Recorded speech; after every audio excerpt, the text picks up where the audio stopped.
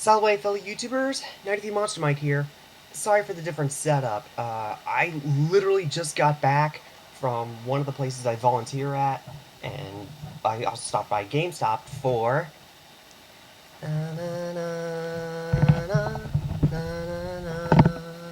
That's right, NECA Mothra from Godzilla King of the Monsters. Yeah, she's finally here. The Queen of the Monsters.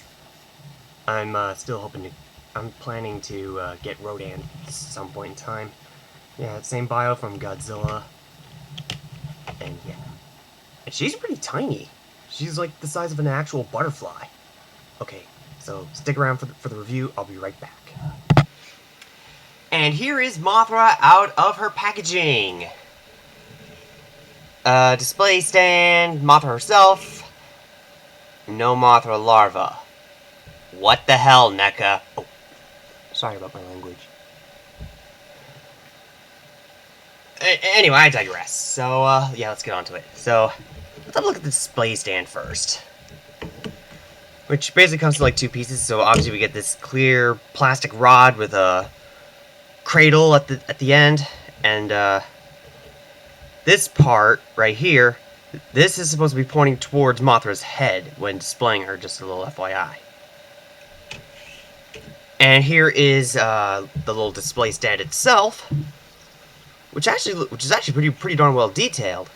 I do love the metallic structure, which kind of resembles where Mothra's egg was being held, but I think this is more like Mothra's cocoon. But spoiler alert, if you haven't seen the movie, maybe skip a few seconds ahead or something.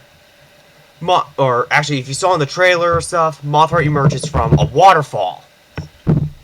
So, you know, in her adult form, she emerges as an adult from a waterfall in the China area. So yeah, but I do love the detail put onto the cocoon. Like, there's a lot of this wash of blues and whites, and obviously some metallic green. I'm really loving the metallic green. Love that, and some bronzish or metallic brown sort of around here. It's basically just all plastic, so. And obviously there's the little hole, which is where the rod goes into. Just like that. And now on to the Queen of the Monsters herself, Mothra. And no, I do not ship Godzilla and Mothra. They're two completely different species. I mean, a reptile and an insect? No. Anyway, Mothra herself, she is tiny! I mean, she's like the size of an actual real-life butterfly. I mean, wings obviously a little bigger than usual, but yeah, you get what I mean. But yeah, I'm gonna have to zoom in here so you can see the detail she's got, and yeah, she really does look very well detailed. Minor bleed or something of blue paint, or metallic blue for the left eye. Right eye looks okay. But this is just my Mothra figure, so it's not everybody else's. So yeah. But I really do love the detail. And her design is actually kind of grown onto me. Her limbs really do remind me that of a praying mantis. And the hind limbs, obviously, as well. Yeah, she definitely does look very much insect-like. Way more insectoid than the GMK Mothra. I mean, the detail, it's definitely really there. It's basically like this, like, kind of like a pale flesh color with a wash of black and some, like, sandy color on the tips of the limbs and some black right at the tip. Yeah. I think it was on the feet. And her wings. Oh, so beautiful. Oh, and by the way, major spoiler alert, she does have a stinger in her abdomen area. So yeah. But yeah, let's have a look at see the wings, which is really what makes up the majority of the figure. And I was expecting Mothra to maybe have wings this big, but no, instead we got wings this big. They are huge.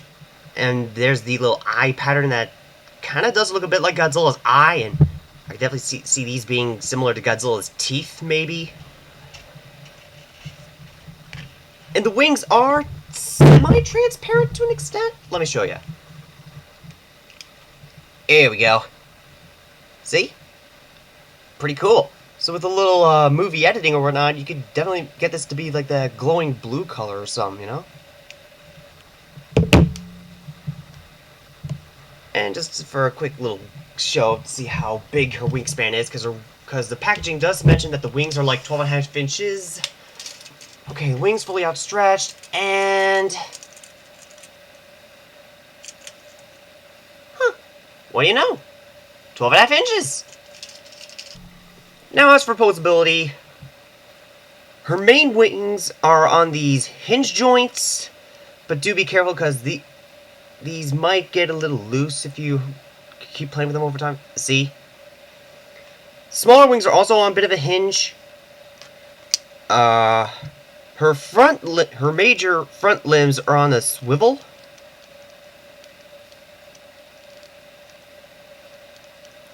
And I think her hind limbs are on a ball joint. So she definitely has some posability. I mean, she's not super articulated like Monster Arts, but at least she has some. And it's better than not having any at all. And you just display her just like that. Here we go.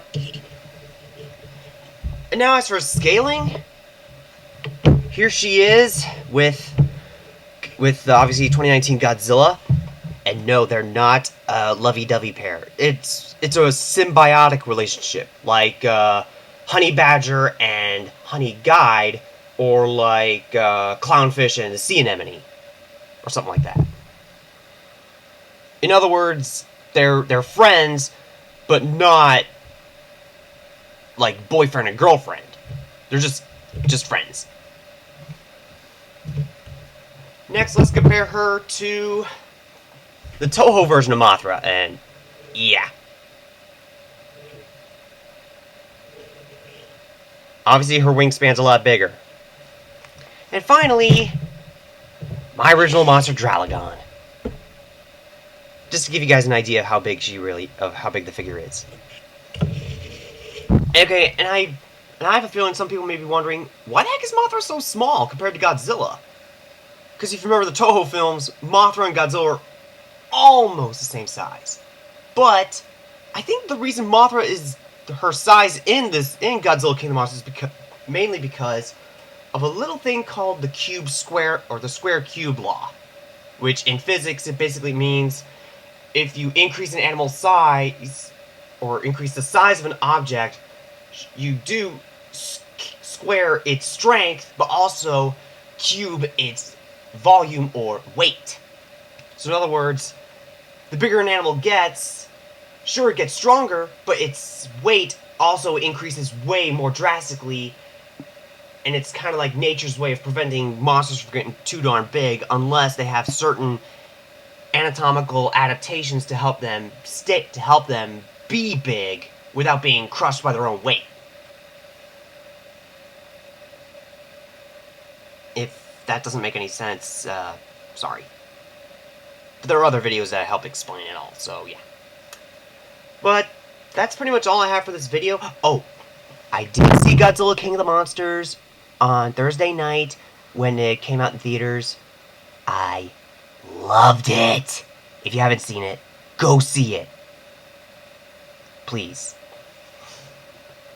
So anyway, that's pretty much all I have for this video. If you like the video, feel free to hit the thumbs up. Feel free to leave a comment in the comment section below. I really do appreciate that. And if you haven't already, feel free to subscribe to my channel for more content. So until then, this has been 93 Monster Mike. Wale!